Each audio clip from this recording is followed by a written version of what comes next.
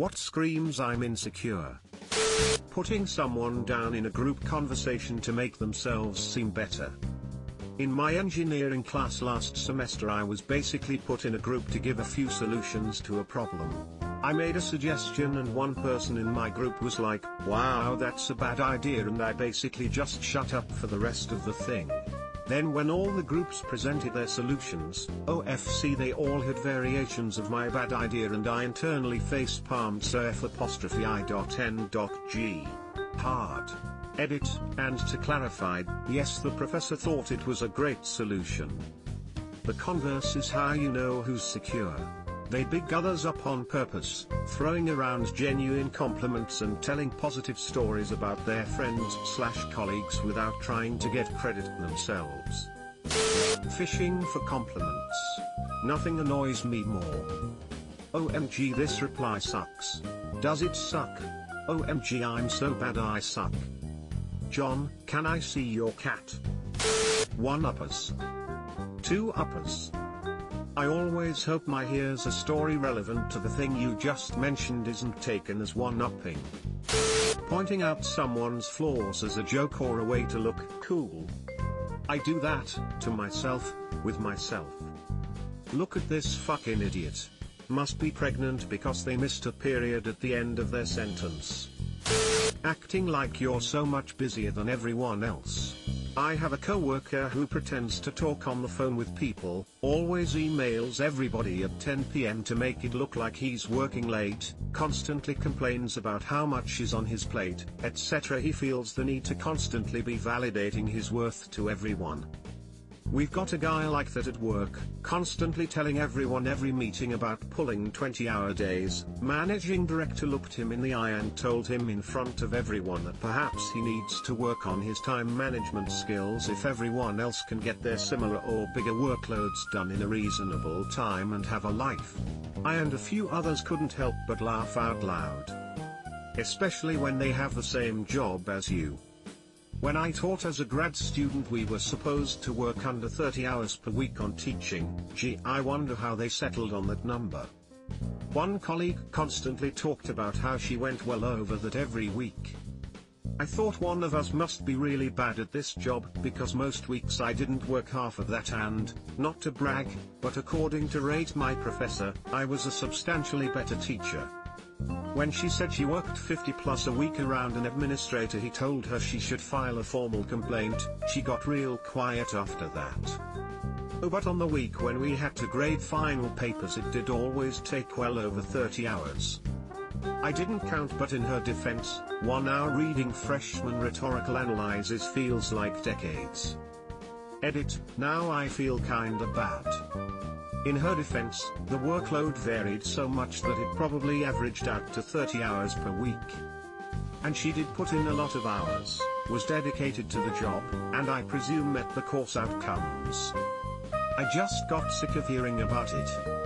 Plus being overworked and stressed from putting in unpaid overtime, that your boss doesn't want and specifically urges against on the first day of training, doesn't have the same effect when you're spending it grading assignments on a syllabus you wrote and overloaded yourself and have no reason to keep using every single semester. When somebody can't stop bad-mouthing others. I was skimming comments and thought this said people who can't stop mouth breathing, then closed my mouth lol. I stopped talking to an old friend because of this. Now he badmouths me to everyone. Oh well. When my wife and I moved into our house I got approached by the neighbor across the street. He introduced himself, said he was retired from the military and said he makes a ton of money from disability. I think during our 10-minute or so conversation the topic of money was brought up at least 5 times and it all circled back to how well off he was. And then he started talking shit about the neighbor that lives next door to us. I could tell he really wanted people to be impressed and like him. Impressed from making money off of disability? No shame in that of course, but kinda a strange flex. People never shutting up about their IQ. My IQ is below 40 AMA. Yeah, I have a distaste for that too. Fortunately I'm much more acute than a lot of other Homo sapiens who just aren't as fortunate as I to develop such a well-perceptive disposition. Inconceivable that such incomprehension could draw breath in this world, but not surprising that I consider them so simple-minded. I mean, I am very apt, so it's no surprise that they couldn't reach my level knowledge. Yeah, honestly, I'm even sometimes surprised by my own intelligence and learning ability. Reading this whole thread and praying none of the answers apply to me. This is the first post I read. It applies to me. Damn it. Stop being me, damn it. Constantly having to post how amazing your relationship is. My sister-in-law does this, and then boom, she broke up with whoever the hell cares and proceeds to post a bunch of those inspirational quotes about how the most caring, soft-hearted people get taken advantage of, and then they turn into the coldest, hardest person you know. I can't imagine the trouble they're having after a breakup. They have to delete everything from social media.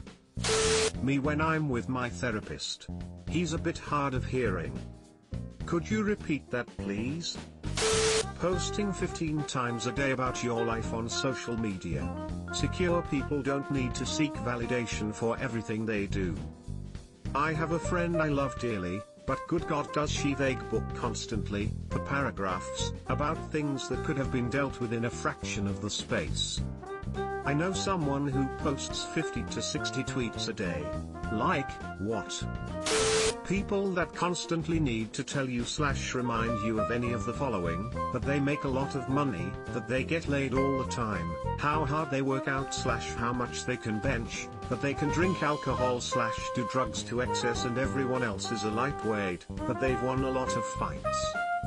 Broke, haven't been laid in a year, can't bench more than 120, get shit-faced off a few Bud Lights and got my ass kicked in every fight I've been in, cool face, cool face, cool face. I have a good friend who has gotten increasingly insecure over the years. He can't go a single day hanging out with me without talking about how much money he makes working for Google, which is sad because I know he's miserable. Like, dude, I'm your friend, I'm glad you're well off, but I really don't give a shit about your income beyond is your head above water. Anyone who deletes a post and then re-upload it at a later time, because it didn't get enough reactions. What about posting and then just deleting and never posting again because of an irrational belief that no one will react at all? Wait, people notice that?